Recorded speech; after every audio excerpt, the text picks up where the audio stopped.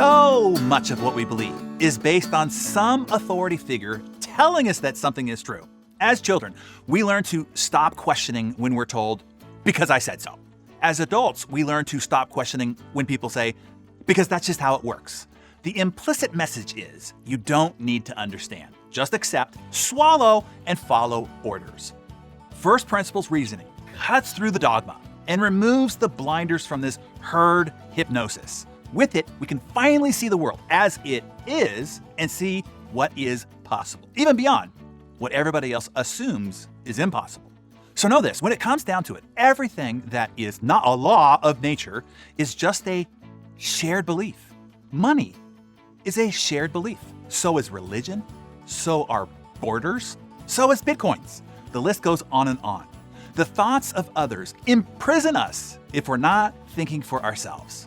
Mike Lombardi, a former NFL executive, said, "Not everybody that is a coach is really a coach. Some of them are just play stealers."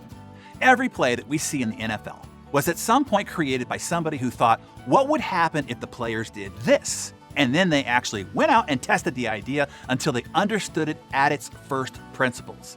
Since then, thousands, if not millions, of plays have been created. That's part of what coaches do. They assess what's physically possible against the weaknesses of the other teams and with the capabilities of their own players, and then they create plays using those first principles designed to give their team an advantage.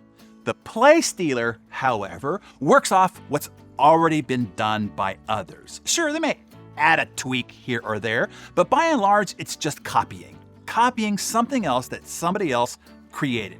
And boy, isn't this true for most business owners and people who are put in positions of leadership? They don't really understand the real architecture of the game.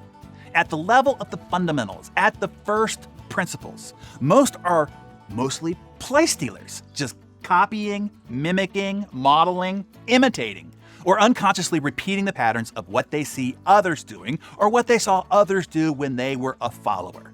While both the coach and the play stealer start from something that already exists, they generally have very different results. These two people look the same to most of us on the sidelines or watching the game on television or watching them give a speech at the staff meeting. Indeed, they look the same most of the time. But it is when something goes wrong, that is when the difference always shows. While both the coach and the play stealer call successful plays and unsuccessful plays, only the coach can determine why a play was successful or unsuccessful and then figure out how to adjust it. The coach, unlike the play stealer, understands what the play was designed to accomplish, what the first principles to it were, and thus know where it went wrong, and then he or she can easily course correct. But the play stealer has no idea what's going on. He doesn't understand why it didn't work. It worked for that other guy, that other coach, that other leader. It worked before. Why didn't it work now? They don't know why the play, or the promotion, or the market strategy, or the employee incentive plan didn't work. It played right into the other team's strengths, played right into the hands of your competitors, played right into the fears and suspicions of your team. It's like the difference between a cook and a chef. While these terms are often used interchangeably, there's an important nuance between the two. The chef is an innovator, a person who invents recipes. She knows the raw ingredients and how to combine them. The cook uses a recipe probably designed by a chef. When he cooks something, perhaps making slight variations, he's making something that's already been created by somebody else. Oh, and if the cook loses the recipe, he's screwed. The chef, on the other hand, understands the flavor profiles and combinations at such a fundamental level, at the first principle level, that she doesn't even use a recipe. She has real knowledge as opposed to just know-how. Essentially, this concept of learning and operating from first principles is the source code to all my work. It's what I do for you. I teach you the first principles of high achievement.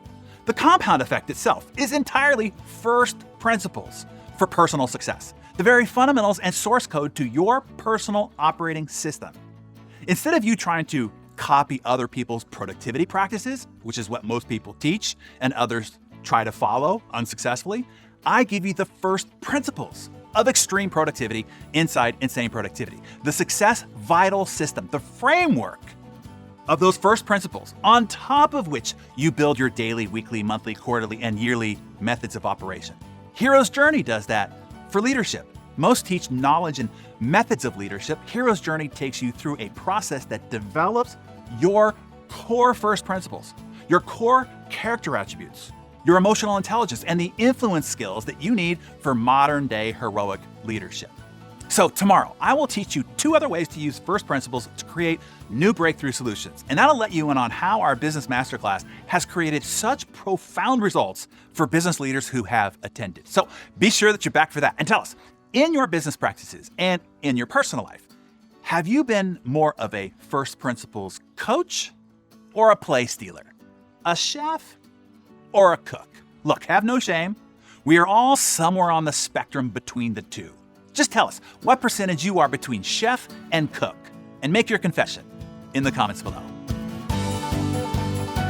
Hey there, Darren Daily friends. Allie from the A-Team here. Well, I hope that you are loving this series so far on a better approach to solving problems. Now, hopefully it has you thinking about how to get creative when it comes to the problems that you're currently facing in your life and in your business.